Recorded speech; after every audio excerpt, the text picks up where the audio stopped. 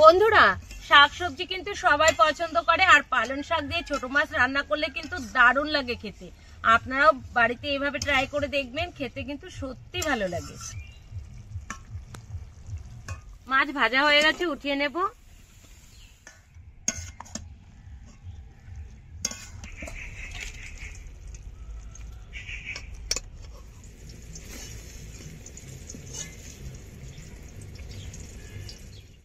আলু আর পালং শাকটা কেটে নেব।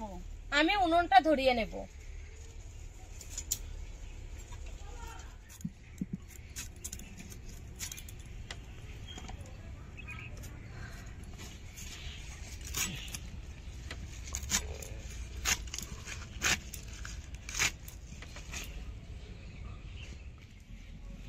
বন্ধুরা, এই মাছটা হলো বাটা মাছ। এই মাছটা আমি এখন লবণ হলুদ মাখিয়ে নেব। লবণ,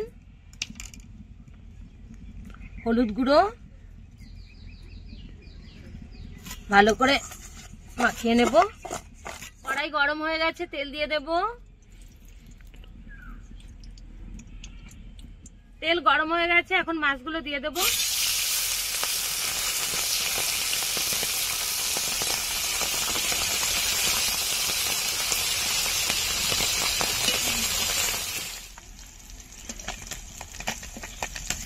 মাছ ভাজা হয়ে গেছে, এখন তুলে নেব। আর যে কটা মাছ আছে আবারও আমি দিয়ে দেব।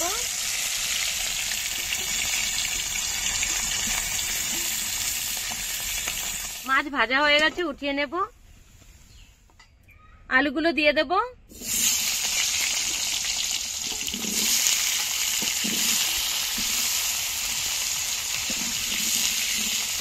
স্বাদ মতো লবণ,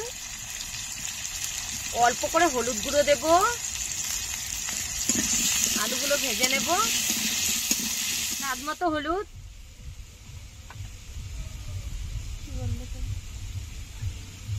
চেরা কাঁচা লঙ্কা ভালো করে কষে নেব। আলুগুলো ভালো করে ভাজা হয়ে গেছে, এখন জল দিয়ে দেব।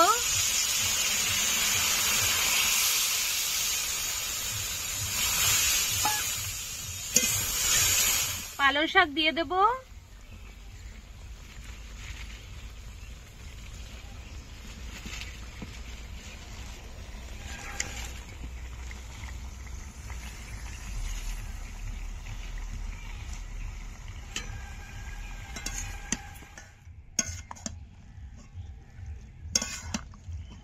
ভেজে রাখা মাছ দিয়ে দেব।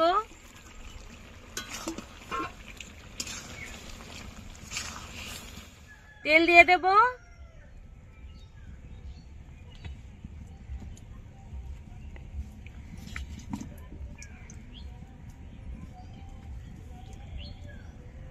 রাঁধুনি দিয়ে দেব।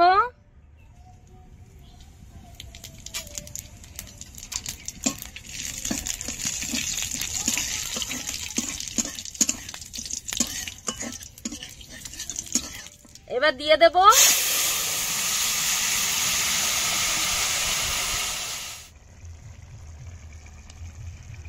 বন্ধুরা, শাকসবজি কিন্তু সবাই পছন্দ করে, আর পালং শাক দিয়ে ছোট মাছ রান্না করলে কিন্তু দারুণ লাগে খেতে।